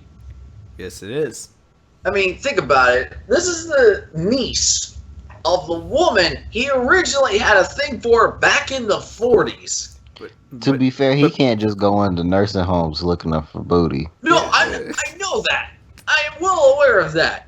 But what I mean is, she's the same family. And basically, she's just Agent Carter for today. Mm-hmm. Yeah, I mean, I'm just glad that Peggy Carter is dead, because otherwise it'd be very creepy. It's like you know, because I looked it up. Okay, so here's the thing. She was born in 1921. Yep. And here's the thing. That means that because I looked up the synopsis of this, the events of Captain America 1, the first adventure, take place in 1941. That means that apparently, like, you know, Peggy Carter in Captain America 1 is supposed to be 20. Yeah. Pretty damn good for 20. Like, does she even, like, no, she looks like she's in her, like, early 30s at bare minimum. Okay, fair points. And so, like, that's why I was just thinking just pretty good, just in general. She's very attractive. That's not what I'm questioning. It's more the matter of, like, how old she's supposed to be versus how old she looks. That's true. And I'm saying that's why I was confused when Captain America 2 rolled around and, like, you know, she was in the nursing home. I'm like, how old are you? And it's like, what? How are you alive? It's been like 90 years. You'd be 120. And then I looked it up and it's like, oh, okay. So apparently she's just in her late 80s, early 90s. That's slightly more believable. But more to the point, it's like, if she was still alive when this romance started actually genuinely happening, when he, like, knew, it's like, oh, where are you going? You know, my dear, my long lost lover. Oh, I'm going to bang your niece. Sorry, see ya. it's like, and that would be. And imagine if they knew. I mean, I know there's no way to know this, but it's just a hypothetical I'm thinking in my head. Imagine if that was happening back in, like, 1941, where she's, like, seeing him take off the plane. She's all sad. And she's like, oh, man, I really hope that he's frozen in the ice for 90 years and then wakes up and bangs my niece. It's like, you're right. It's so weird and really creepy. Awkward dinner conversation. Yeah. So how'd you meet? This guy tried to bang my aunt back in the 1940s, but then he got frozen in, like, a nice thing, and then I was his bodyguard, like, secretly for, like, a movie, and then we kissed after I got him his shield back, and now he's running away from Iron Man, and he's living with a panther. It's weird. Yeah. And son, that is the story of How I Met Your Mother. He fought a Red Skull guy somewhere in there, but that's not important. It really isn't. Yeah, I mean, Hugo Weaving was like a sort of XP for Hitler. They made a movie about this. You should just go watch those. It'd be better than me telling. Just watch it as a documentary. But yeah, okay, with all that out of the way, what would you rate this movie? Lenny, go ahead, start with you. I'd honestly give it a 9 out of 10, the same as I gave Batman v Superman, because I consider them to be honestly very comparable. They're both, like, darker takes on, like, some of the previous movies in the series. Is like, again, not that Man of Steel was necessarily light, but when you compare it, it just, some things are kind of darker and more serious. And this one, it is like that opening scene where they're taking care of Crossbones, and then, you know, Scarlet Witch is like, okay, I got it, and they lift it up and they blow it up near, like, an occupied office building. They're like, holy shit, 11 people died. Oh no. And I'm like, Jesus. I mean, granted, it's the PG-13 kind of thing where, like, you don't actually see anyone hurt, and all the people that they wheel out look like they're just kind of unconscious rather than any blood or guts or gore or anything that would happen from, like, a fucking, you know, explosive device. You know, same thing that happened with, like, Black Panther's father. It's like, oh no, I mean, he looks like he's dead. I mean, actually, it looks like he's just lying down on styrofoam concrete blocks. You know, it literally looks like he's just resting his head on the floor. But I guess he's dead because he has a little bit of blood on his lip. PG-13 death, no. But yeah, they're both just interesting, slightly darker, more serious takes on previously established material, at least in regards to their own continuities. And they're awesome. And I love Spider-Man. Spider-Man's great. What else can I? And it's just that. It's like, they make themselves aware of, like, oh yeah, we kind of blow up literally everything in our path, so maybe we should think about consequences, and then maybe... You've been doing this for how many movies now? Yeah, but then they also don't think about consequences, because it's like, how many people have you fucked up, like, their potentially many things regarding their careers or vacations or any other number of things when you evacuated that entire airport just to stop this one guy who, on a hunch, you think is responsible for these things? It's like, I mean, obviously there's a conspiracy and a lot of faked footage and stuff going on, so it's not like that they weren't completely unwarranted, but it's like, all that stuff. It's, you know, boom, pow, don't think about it, but also think about the consequences, but still don't, because once you do, it's like, it's Marvel. We're not here for consequences, we're here for, you know, fucking, Tony Stark making quips. Yeah, pretty much. You know, we're here for Spider-Man and Black Panther, and oh, look at this licensed character who has not been here before. He sure said that thing, which is, you know, safe and friendly and marketable. It's funny. Yeah, it's like, it's that. It's not that it's not automatically bad just because they're doing it to make money, but it is fair to note that that's kind of what this is. It's an ad for Spider-Man. It's an ad for Infinity War. It's an ad for Black Panther. and it just happened to be really well done, so that I don't think about it being an ad for the next movies until a day or so afterwards.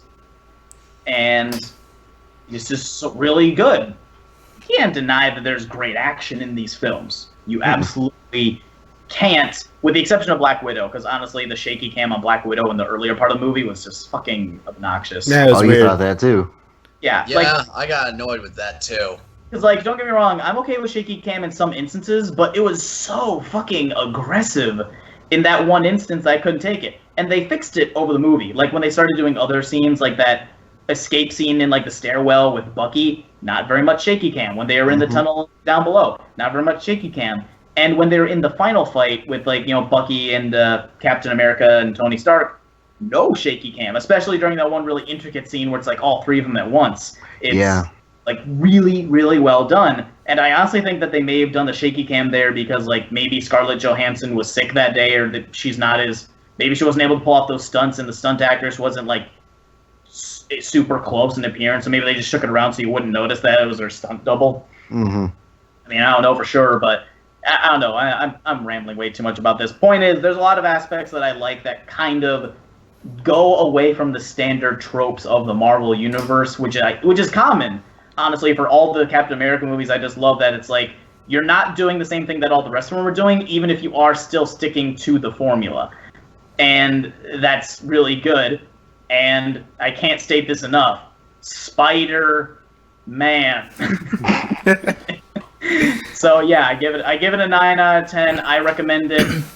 But please, understand that there are flaws. Just because Spider-Man says, you know, like, oh, I got impressed, Mr. Stark, you're from Brooklyn too? Oh, that's nice, goodbye. Like, just because he's really cute and charming doesn't mean the movie doesn't have its issues. And just because, you know, do you bleed, you will, isn't as funny doesn't mean that it's automatically worse. I guess that's just my thing. Just look at them both objectively, and there you go. You don't have to like it more. I gotta laugh out of do you bleed? I just look at it as both of them being very equal and very similar in, like, way too many aspects. And that's not necessarily their fault, but it's like they both have flaws. And I can overlook those flaws because they're both really fun, man. You know, you got Superman, you got Spider-Man, and, you know, you got everything else. It's great. What else can you do but just sit back and enjoy it? Yeah. If only Rotten Tomatoes agreed with me. Yeah. 24 hours later, everyone finds out where Lenny lives and decides to burn him at the stake. Yeah. It's all right. We'll have a nice ceremony.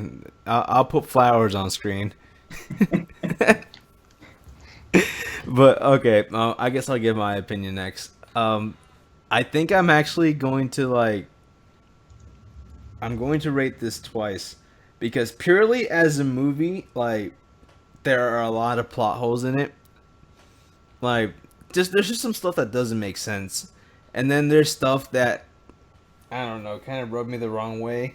So, like, taking all his mistakes into account, and the fact that they turn like a story about actual, like, you know, conflict and stuff that actually made sense, you know, about, like, being limited and, like, trying to get around those limits, because it's not good to be a superhero that's limited and have to respond whenever you're told instead of when it's needed. They turned it into Captain America might be gay for Bucky for the next hour or so. So looking at that, I have to give the movie an 8 out of 10. But after looking past all that and seeing, like, the movie was actually very enjoyable. Yes, the characters were funny. Like, the fight scenes were great. All the characters they brought in were great. So, and actually, I will agree that it does have the same problems as Batman vs. Superman. And I'm not trying to be hypocritical, but I feel like this movie grabbed my attention more. So, like, if it wasn't for all the problems, I would give it a 9 out of 10. So, I'm going to stick with the 8 out of 10. What do you think, Perry? Like, what's your rating? I'm kind of in agreement with Lenny on this one. I mean, honestly, I've been looking at people and saying, like, oh, this is pretty much just like Batman v Superman. And last I checked, pretty much 90% of the internet hated this movie or hated Batman v Superman. I was pretty indifferent about it. And so I'm like, so DC does something that technically is a little bit more of consequence in the fact they kill off fucking Superman. And I'm just like, okay, so let me get this straight. Marvel doesn't kill anybody in their movies, and that's fine. And doesn't have anything of consequence, anything consequence happen other than the fact that basically Tony and Cap just don't like each other now. And yet, DC had the balls to kill off their premier superhero character as a justification for saying, hey, we kind of need to form a group around these people saying, hey, what if we deal with someone who's worse than Doomsday? I mean, it took fucking Superman to take him down. He died in the process. So I'm kind of like, yeah, DC took out their main character. You guys just... The worst thing you guys got was a divorce and War Machine being paralyzed. That's about it. So, I don't know. Like, just thinking of Civil War by itself, I still enjoy the movie. Looking back at it now, I recognize that it is very, very similar to Batman v Superman. So, I had to give it, like, sorry. I have to give it the same rating that I gave for Batman v Superman, which I believe was a worth watching but not perfect. I mean, I still enjoy it. I would definitely want to see it again, but I would say the same thing of Batman v Superman, and I love the fact that everyone's still losing their shit. It was like, well, you kind of have to compare this movie because when you have a worse version of that film, just like, how is it worse?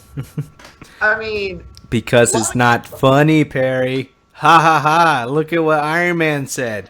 Wasn't that so witty and stuff? Yeah. But this... You know, and here's the thing that I would mention, and this is... and I'm getting ready, or I'm going to board up my door, you know, as soon as I say this. I will remember, even though I really liked Baron Zemo in this movie, and I think he's probably one of the better, like, Marvel villains, like, if not for Loki being so likable / witty and whatnot, I would probably put Baron Zemo at like the top of the Marvel villains right now. Personally, even though I know it's not everyone else's thing, but that's me personally. Even then, I still put Jesse Eisenberg's Lex Luthor as a more memorable villain than this Baron Zemo. For better or for worse, I will remember him. More than I will Baron Zemo. That's actually one thing I wanted to bring up real quick, is that even though DC may not have gotten it right with Lex Luthor, you at least remember Lex Luthor. You remember the fuck that he did. In fact, I kind of want to throw this test out here right now. Name me one line from Lex Luthor in Batman v Superman. Ring, ring, ring, ring, ring, ring, ring, ring, ring. The red cloaks are coming. Jalen? 180. You know, my favorite one was, do you know the oldest line in American Senator is that power can be innocent? Yeah. It's like, see, each one of us here can name a line from Lex Luthor in that movie alone. Mm-hmm. And yet, can you name a single thing that Baron Zemo said? Okay, other than this whole spiel of, I know I can't beat these superheroes, I just make them tear them apart. That's it. Okay. He said freight train in Russian. Yeah, I was about to say, he said like train car in Russian. Yeah. No, that's it. I mean, I probably remember a few more things. Yeah. But that's... He talked to a lady. He talked to a lady about breakfast like twice.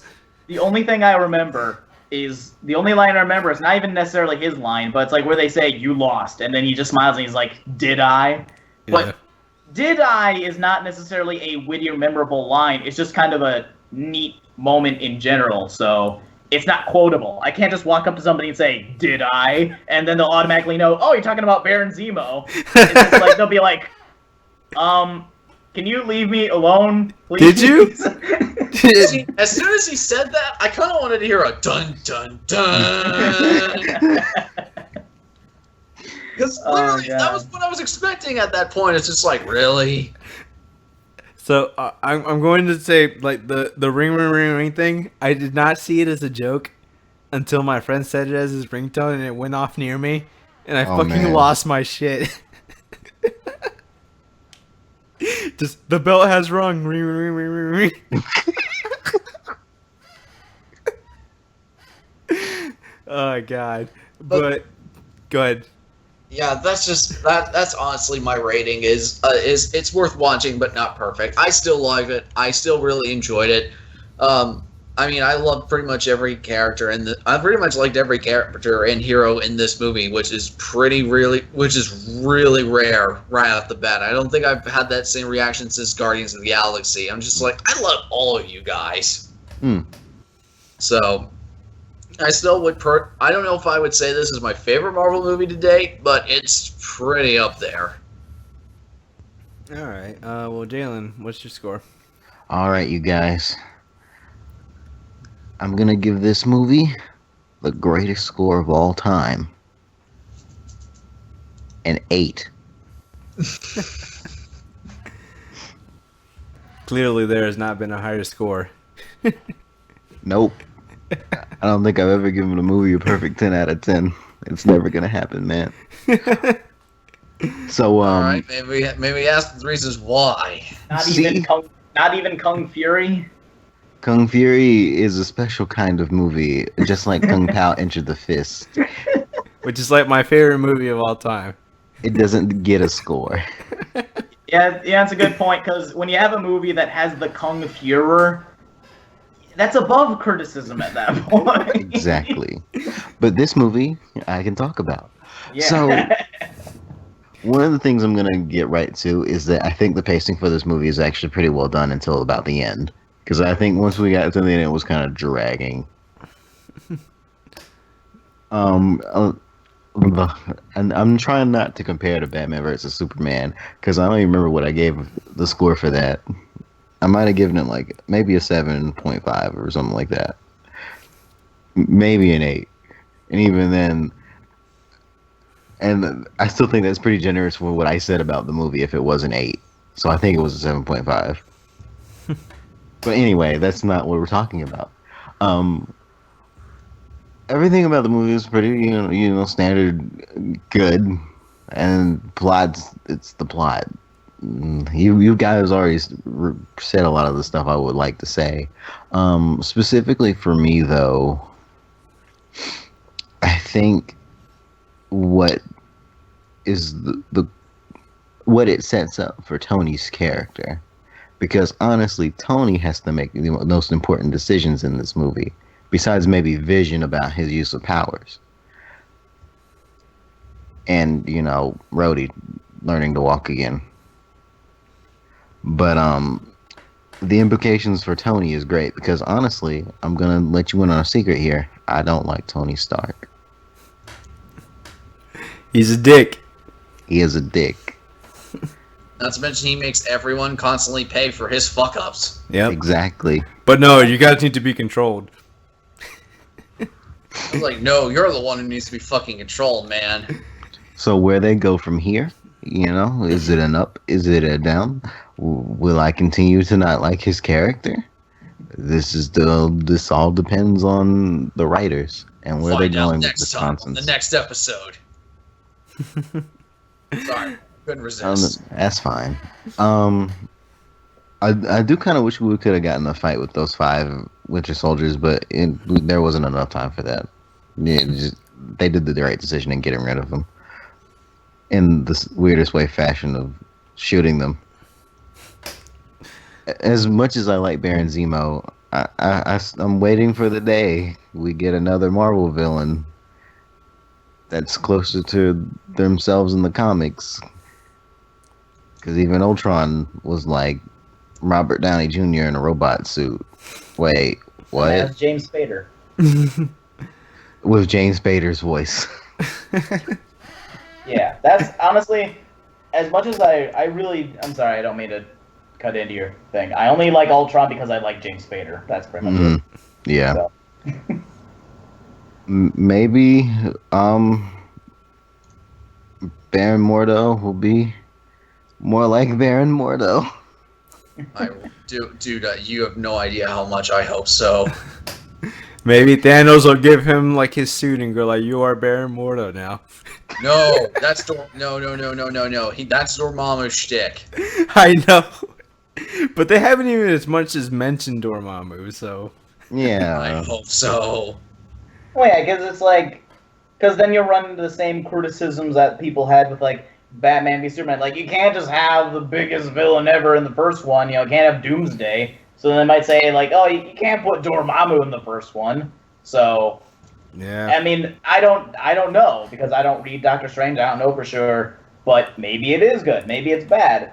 Maybe people need to stop bitching about every single fucking thing in the entire world and just like watch it and then look at it for what it is. Because it's like the same thing I mentioned before about don't criticize a peanut butter and jelly sandwich just because it's not a steak.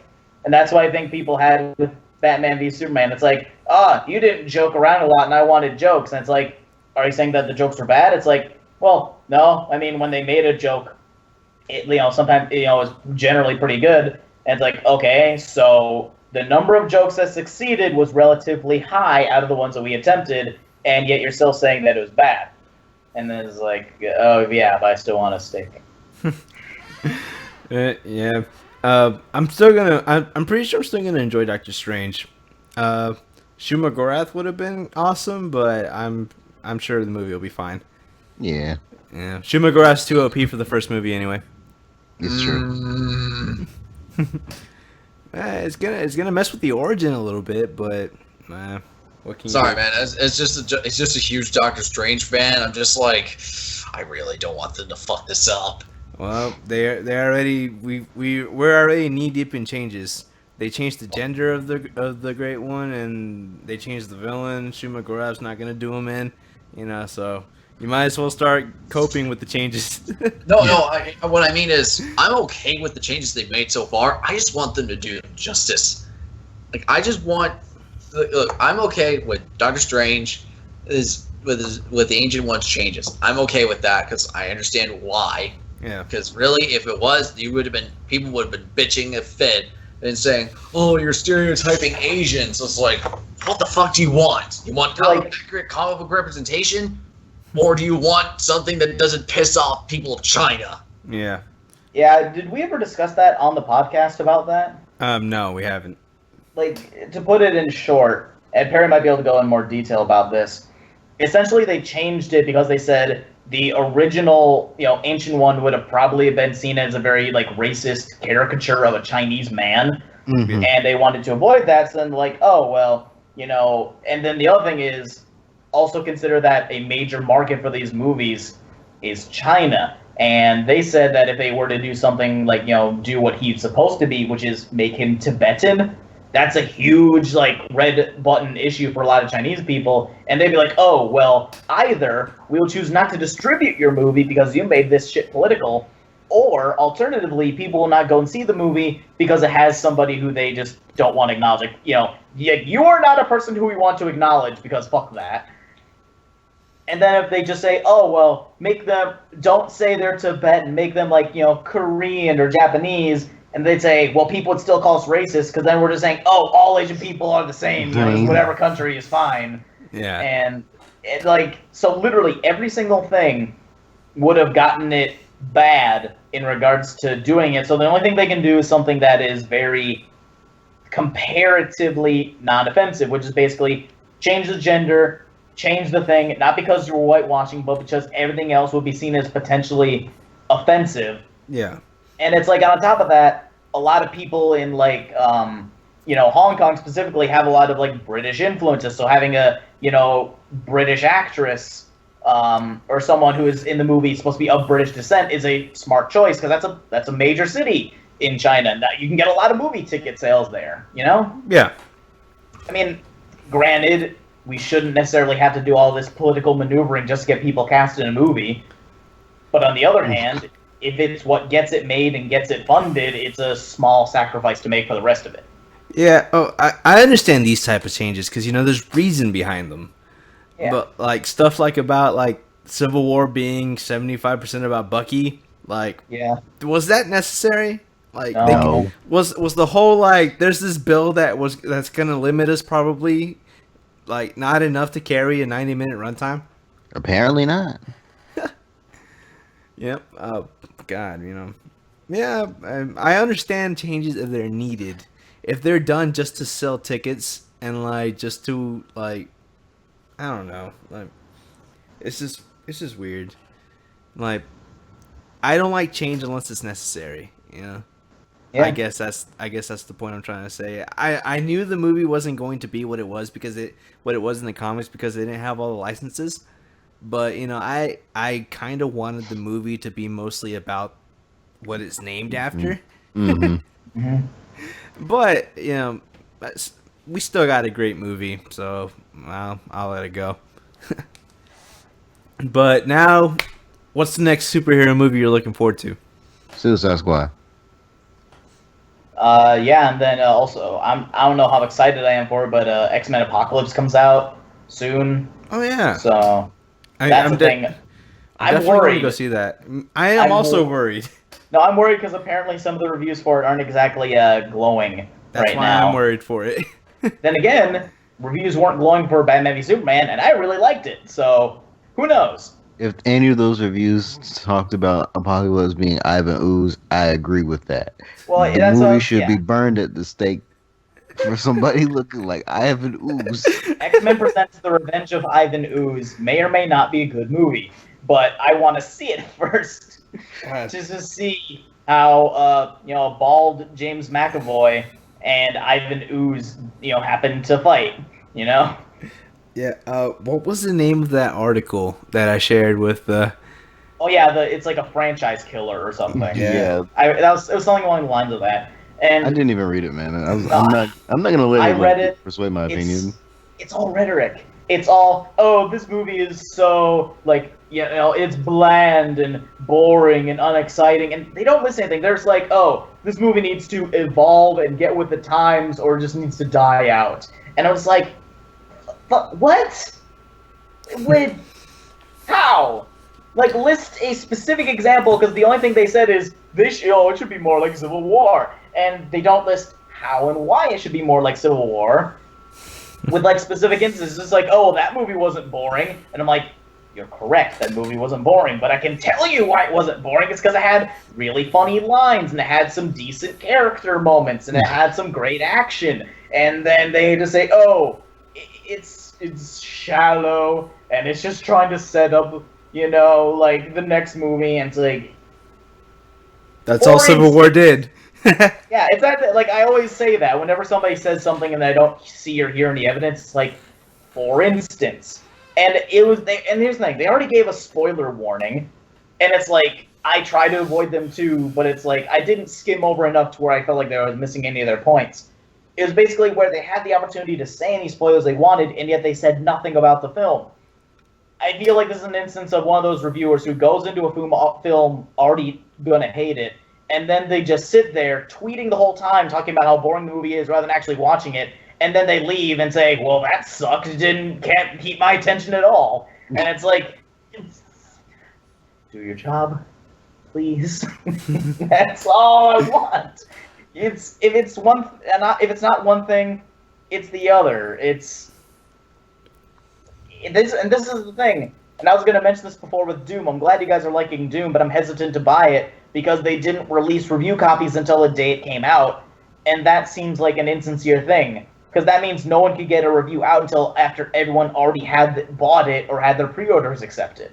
Yep. Yeah, I will give you that. Yeah, because it's more like the idea of like, we already have your money. It doesn't matter if you give bad reviews. Wahaha. Because honestly, after the first 2 days, like unless the game is like selling like hotcakes or if it's like a sleeper hit, sales are pretty much established at that point in time in terms of like what you can expect. Yeah, And that's just dirty on Bethesda's part though. Yeah, and that's what I mean. It's like I'm not saying the game is bad. I don't know if it is, but it's more a matter of if you have so little confidence in your product. That's really because like that's something Ubisoft has done.